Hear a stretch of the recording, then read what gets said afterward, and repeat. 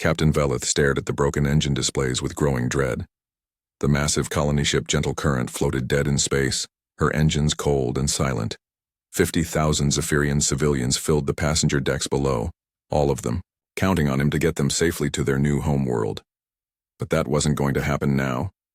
The chief engineer crawled out from under a twisted mess of metal and wiring, his blue skin pale with exhaustion. "Captain, it's bad. The main fusion core is cracked beyond repair. The backup generators are failing one by one." He wiped oil from his hands with a dirty cloth. "We have maybe 3 days of life support left. 4, if we shut down everything except the most basic systems." Veleth closed his eyes. 3 days. In the vast emptiness between star systems, that might as well be 3 minutes. The nearest inhabited world was 2 weeks away, even for the fastest ships. No one could reach them in time. "Send out the distress signal," he ordered. "All frequencies. Tell them we have 50,000 souls aboard in limited time." The communications officer nodded and began broadcasting. Within hours, responses started coming in. The Altarian Republic expressed deep sympathy, but explained their fastest rescue ships would take 12 days to arrive. The Centauri Trade Union offered to buy the ship's cargo at full price, which would help the families of the dead but wouldn't save anyone currently breathing. The Galactic Peacekeepers promised to investigate what went wrong after everyone was already gone. Each response was the same. Sorry, but impossible. Too far away. Not enough ships. Wrong type of vessel. Bureaucratic delays. Legal complications. Everyone was very sad about the situation, but no one could actually help. Veleth watched the life support readings drop hour by hour. The air was already getting stale in some sections. Parents were starting to ask him questions he couldn't answer. Children were beginning to sense something was wrong. "Captain," the communications officer called out, "we're getting a new signal, very far away, from the Galactic Rim." The Galactic Rim. Veleth knew that region from the star charts. It was marked, with warnings and caution symbols. Dangerous space. Unexplored systems. And somewhere out there, the legendary Deathworld species that other races whispered about in fearful tones. "Put it through," he said. The voice that came through the speakers was strange. Flat and direct without the usual polite greetings that civilized species used. "SOS received. Humans en route. ETA 6 hours." The bridge fell silent. 6 hours. That was impossible. The rim was dozens of light years away. No ship in the known galaxy could cover that distance so quickly. "Sir," the communications officer whispered. "Should I respond?" "Ask them to confirm," Veleth said. 6 hours seems unlikely. The response came back immediately. "Confirmed. 6 hours. Admiral Chen commanding. Stand by for assistance." The chief engineer shook his head. "Captain, even if they could travel that fast, what could they do? We need massive industrial equipment to fix these engines. We need transport for 50,000 people. No single ship can handle this job." Veleth nodded, but something in that human voice had sounded confident. Not hopeful or optimistic, just confident. Like they had dealt with problems like this before. The hours crawled by. Other distress responses continued to arrive, all with the same message. Sorry, too late. Impossible. The Zephyrian government sent a formal message expressing regret for the loss of the colony mission. Several news organizations requested interviews about the tragedy, but no one else said they were coming. The life support systems continued to fail. The air grew thick and stale. People were getting headaches from the bad atmosphere.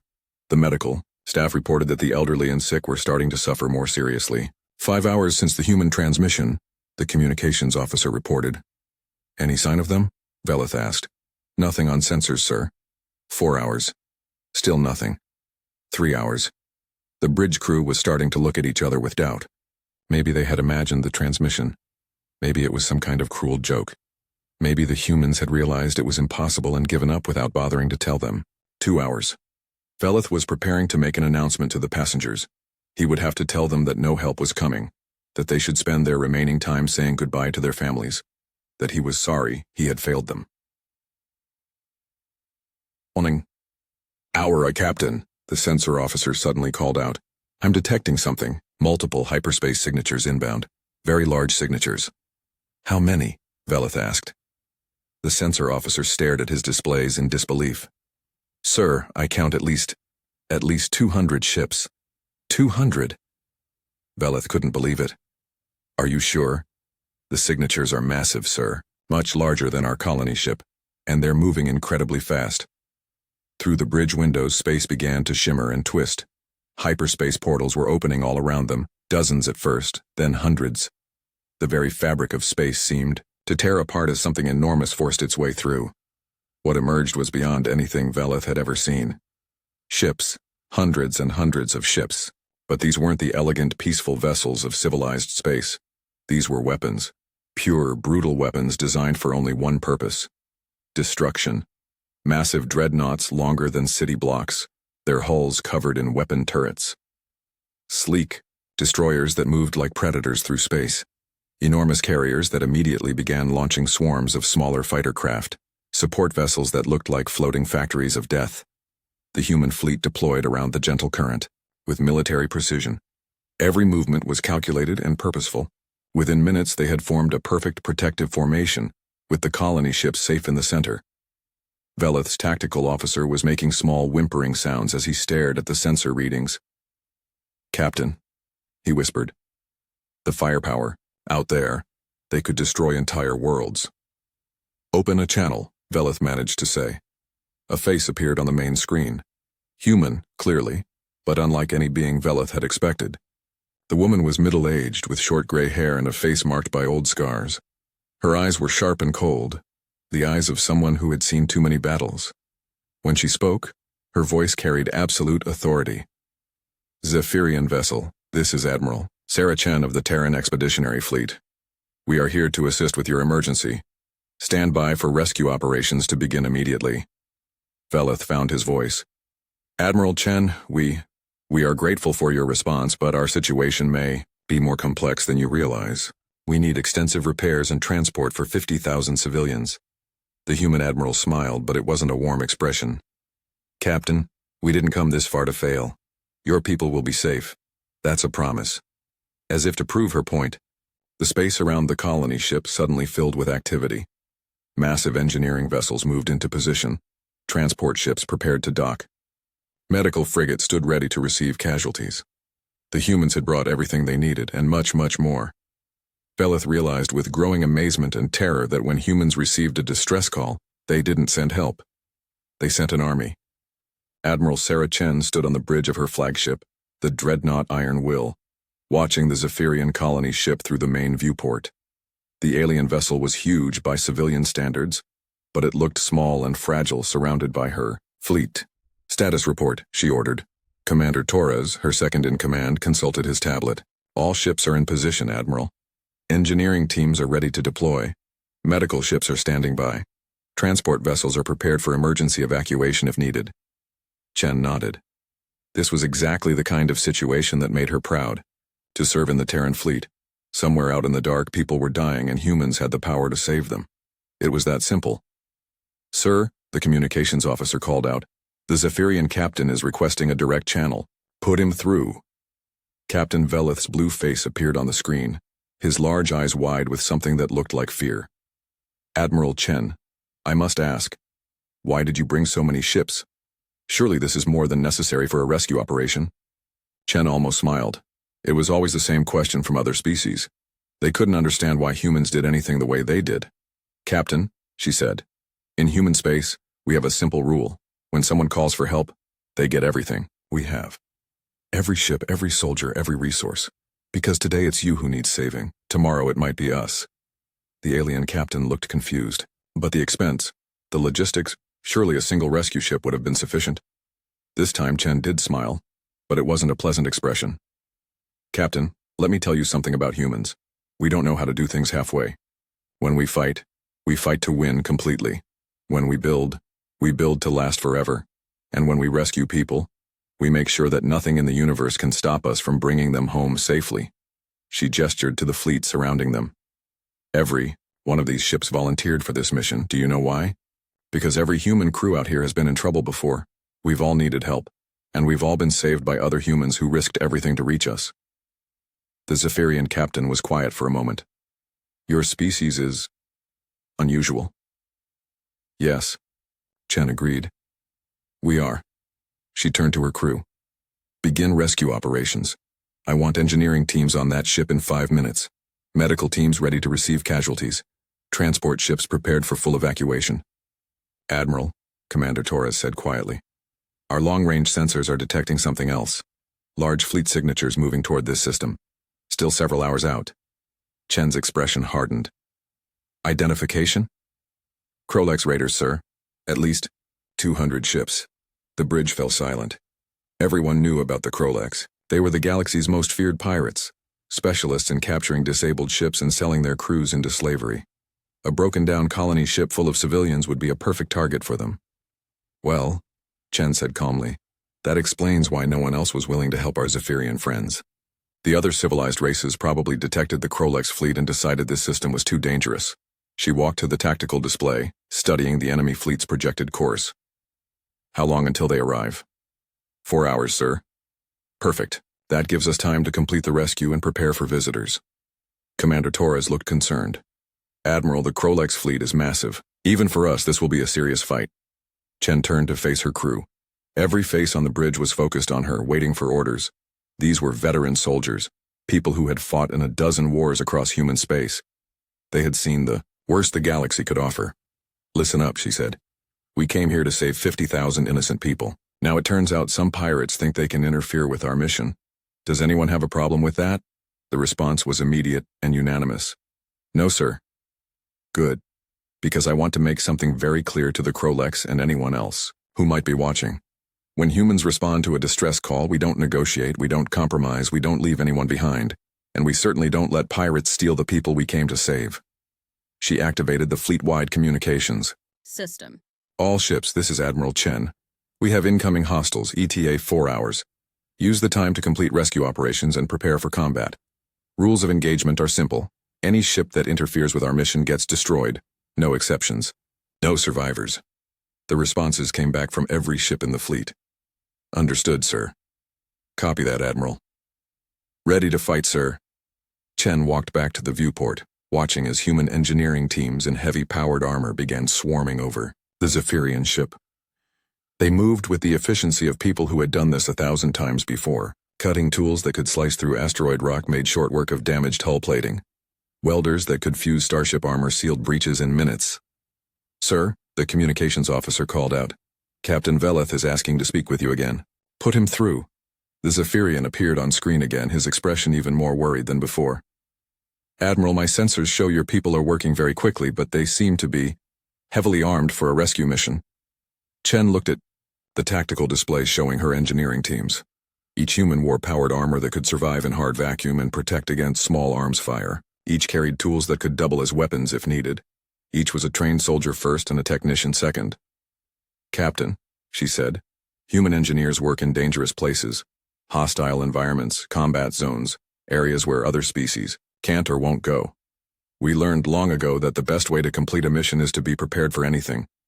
I see, Veleth said, though he clearly didn't.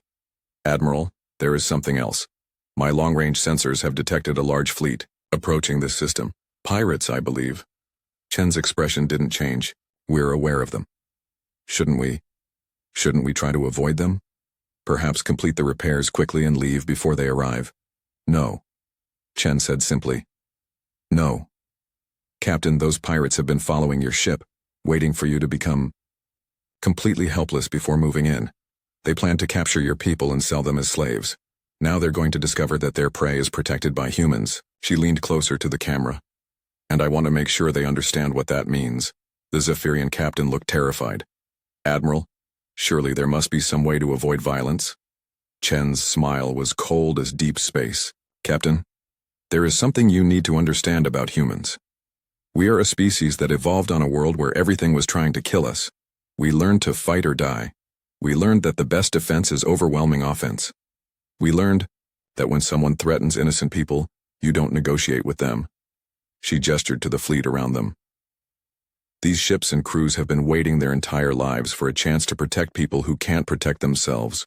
Today, the Krolex pirates are going to learn why the rest of the galaxy fears Deathworlders. On the tactical display, the engineering teams continued their work, but now weapon systems across the fleet were coming online. massive guns that could crack moons, missile launchers loaded with warheads that could sterilize planets. Fighter squadrons running final checks on equipment designed to kill efficiently and completely. The humans had come to save lives, but they were prepared to take them as well. And Captain Velith was beginning to understand that when Deathworlders responded to an SOS, they brought everything they needed to make sure their rescue mission succeeded, no matter what stood in their way. Captain Velith watched through the viewport as human engineering teams swarmed over his ship like insects over a dying creature. But these insects were bringing it back to life. The humans worked with impossible speed and efficiency. Their powered armor suits were massive, making each worker look like a small robot. They carried tools that seemed far too powerful for simple repairs. Cutting torches that burned hotter than small stars. Welders that could fuse metals at the molecular level. Lifting equipment that could move sections of hull plating weighing hundreds of tons. "Captain," his chief engineer whispered, "they're not just fixing the damage, they're upgrading everything they touch. Our fusion core was cracked, but they've installed completely new reactor components. Our life support system was failing, but they've added backup systems we never had before." Through the ship's internal cameras, Velith could see human technicians working in areas no Zephyrian could reach. They moved through spaces that would kill his people, working in temperatures and radiation levels that should have been instantly fatal. But their armor protected them from everything. "Sir," the communications officer called out, "Admiral Chen is requesting permission to dock one of her medical ships." "Medical ship?" Velith looked at the vessel moving toward them. It was larger than most civilian transports, its hull painted with medical symbols. "We don't have any serious injuries." "Put me through to the Admiral," he ordered. Chen's scarred face appeared on screen. "Captain, our medical teams would like to check on your people. Long periods in failing life support can cause health problems that aren't immediately obvious." "That's very kind, Admiral, but surely unnecessary. We have our own medical staff." The human admiral's expression was patient but firm. "Captain, human medical technology is quite advanced. We'd like to make sure everyone is in perfect health before we send you on your way." What docked with the gentle current wasn't just a medical ship. It was a floating hospital. Human doctors and nurses moved through the passenger decks, carrying equipment that seemed to perform miracles. Diagnostic scanners that could detect problems at the cellular level. Treatment devices that healed injuries in minutes instead of weeks. Medicines that worked better than anything in Zephyrian medical knowledge. But it wasn't just the technology that impressed Velith. It was the attitude. The human medical staff treated every Zephyrian passenger like family. Children who were scared got toys and games to play with. Elderly passengers received special attention and comfort. Adults were given detailed explanations of their health in terms they could understand. "Captain," his medical officer reported, "the human doctors have identified several conditions our equipment missed entirely. Vitamin deficiencies, early-stage diseases, genetic disorders that we couldn't detect. They're treating everything, and they're not asking for any payment." Velith shook his head in amazement. "How many people are they treating?" "All of them, sir. Every single passenger. The humans insist that everyone receives a complete medical examination and any necessary treatment." Through the ship's communication system, Velith could hear the sounds of construction and repair work. But mixed with the noise of power tools and welding equipment, he could hear something else. Human voices talking and laughing as they worked. "Why are they so cheerful?" he asked Admiral Chen during their next communication.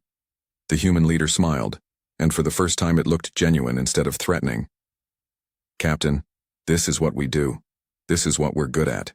Every human out there has dreamed of a moment like this, where they get to use their skills to save innocent people.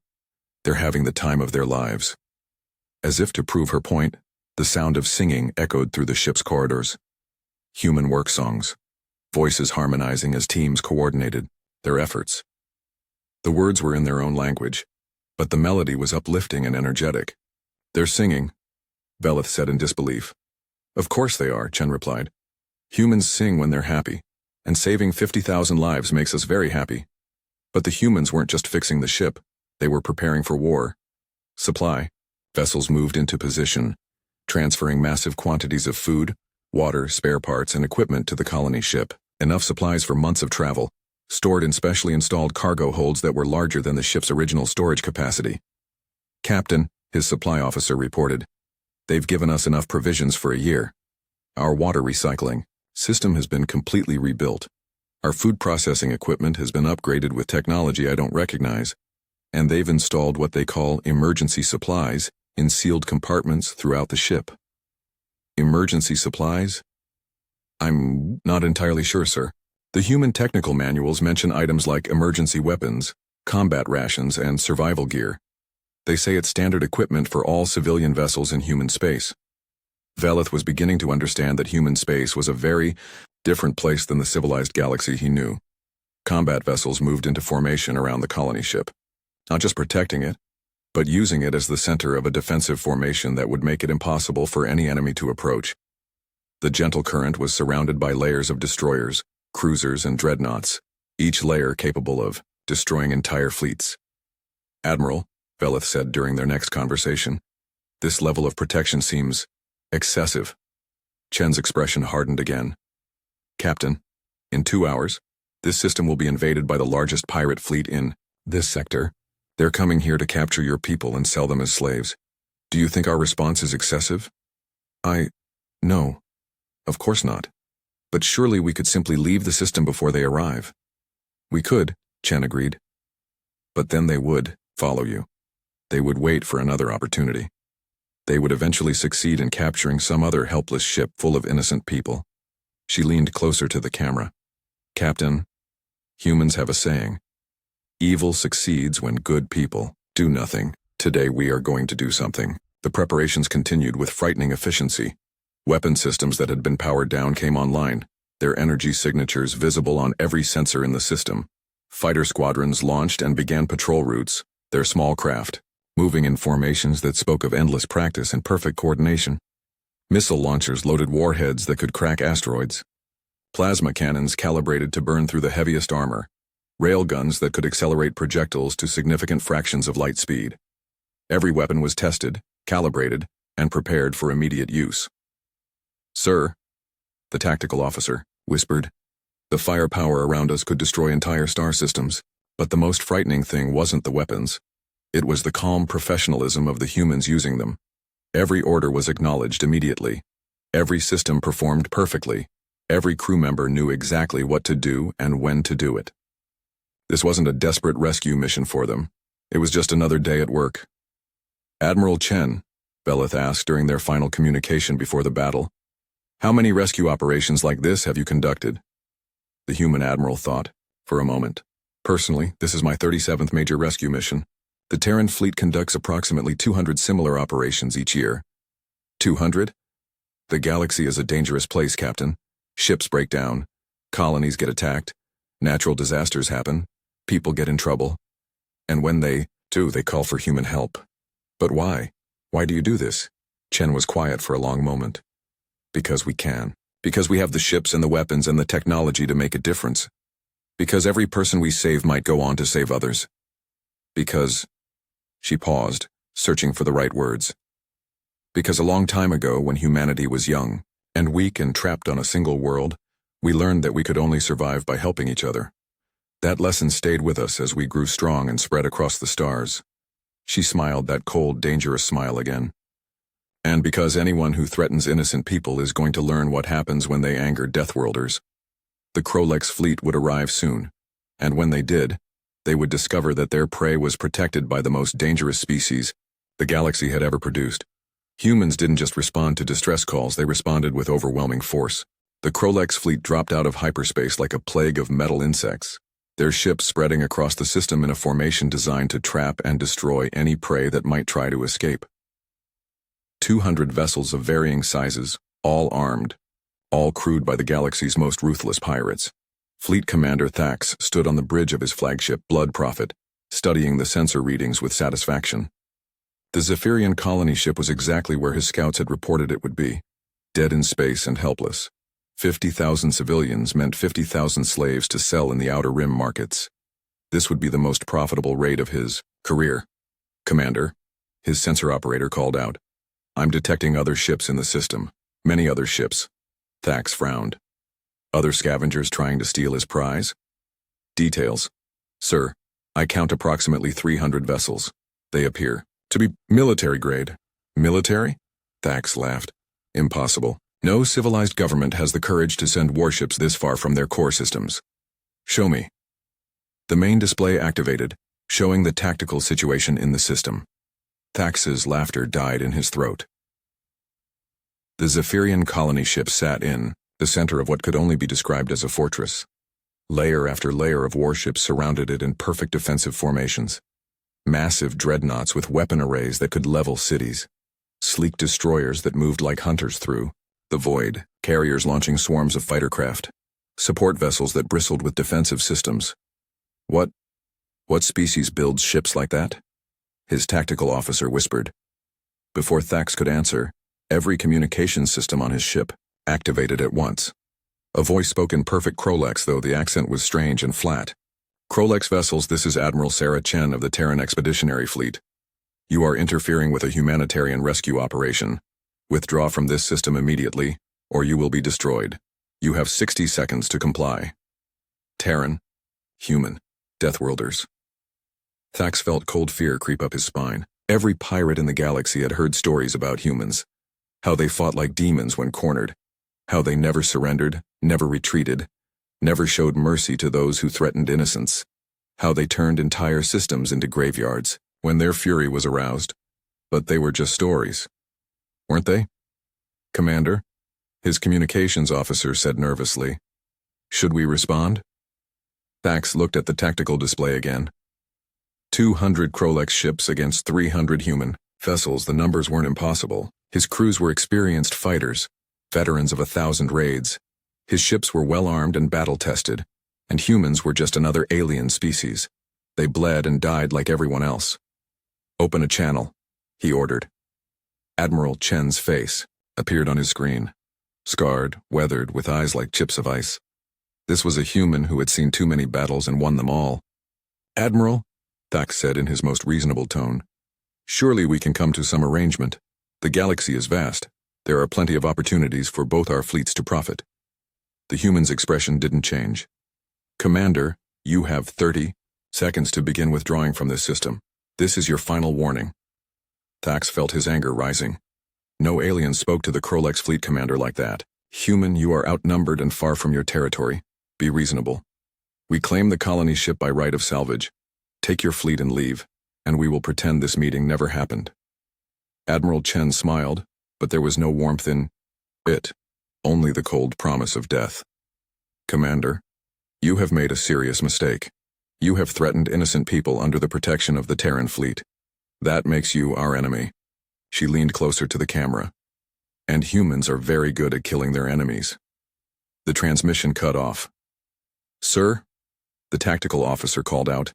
The human fighters are moving. They're coming straight at us.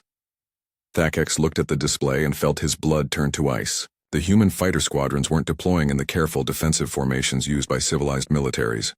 They were attacking in waves like predators hunting prey. All ships open fire, he ordered. Destroy those fighters. The Krolex fleet unleashed everything they had. Particle beams, plasma cannons, missile swarms, kinetic projectiles. The space around the human fighters filled with deadly energy and explosive death. The human fighters flew through it all as if the weapons didn't exist. They moved with impossible skill, performing maneuvers that should have killed their pilots. From acceleration forces alone, they dodged weapons that traveled at near light speed. They spun and twisted through defensive fire that could have sterilized planets. And then they began to kill. Human weapons were like nothing the Krolex had ever seen. Not the careful, measured responses of civilized warfare, but pure, brutal efficiency, designed for one purpose: destroying enemies as quickly and completely as possible. Torpedo spreads that could crack moons. Plasma bursts that burned through armor like paper. Kinetic rounds that hit with the force of asteroid impacts. Every shot was perfectly aimed. Every attack was perfectly timed. Every human pilot flew like they were born for war. Status report, Thax demanded. Sir, we've lost 30 ships in the first 5 minutes. The human fighters they're not fighting like any military force I've ever seen. They're fighting like what? Like demons, sir. The human capital ships opened fire. The weapons that emerged from those massive vessels defied everything the Krolex thought they knew about space combat. Beams of pure energy that could cut through entire fleets. Missiles that moved faster than anything should be able to move. Projectiles that hit with the force of nuclear weapons. And behind every weapon was a targeting system that never missed. Sir, The Death's Hand is gone. The Skullbreaker is breaking apart. The Pain Dealer just disappeared. Thax watched his fleet being systematically destroyed by weapons and tactics that belonged in nightmares. The humans weren't just winning, they were demonstrating what happened when a species that had spent millions of years learning to kill finally found a target they considered worthy of their attention. "Retreat," he ordered. "All ships, retreat. Jump to hyperspace immediately." But the humans had predicted that as well. The space around the Krolex fleet suddenly filled with interference fields that made hyperspace jumps impossible. They were trapped, surrounded by enemies who fought like the legendary warriors of ancient myths. "Sir," his communications officer called out, "Admiral Chen is broadcasting on all frequencies." The human's voice filled the bridge, calm and professional, despite the slaughter taking place around them. "Krolex fleet, you are being destroyed because you chose to threaten innocent people under Terran protection. This is what happens to those who prey upon the helpless. Your ships will be destroyed. Your crews will die. And the galaxy will remember what happens when you anger Deathworlders." She paused, and when she spoke again, there was something in her voice that made Thax's blood freeze. "Let this be a lesson to anyone else who thinks they can interfere with human rescue operations." The battle continued, but it wasn't really a battle anymore. It was an execution. The humans moved through the Krolex fleet like reapers harvesting grain, destroying everything in their path with mechanical precision.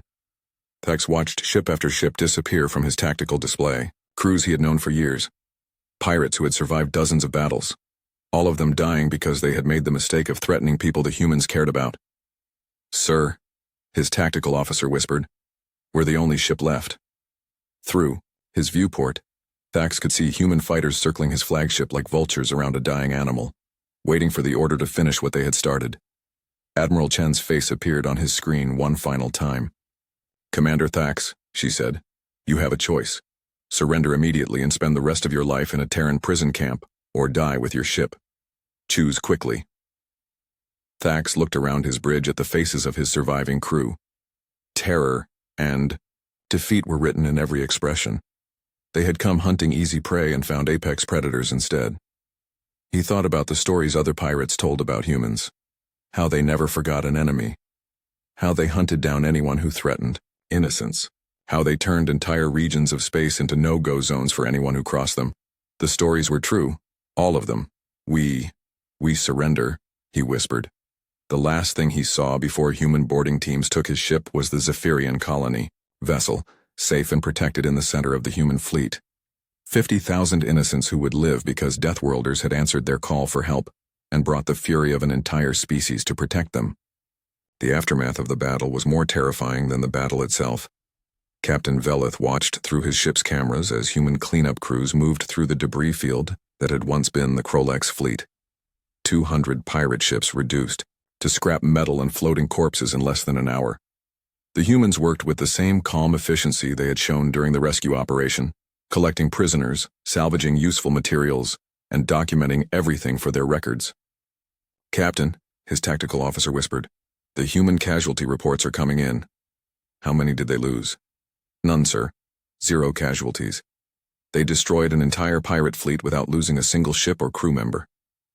Velith stared at the E-eyed tactical display in disbelief. The Krolex were the most feared pirates in the galaxy.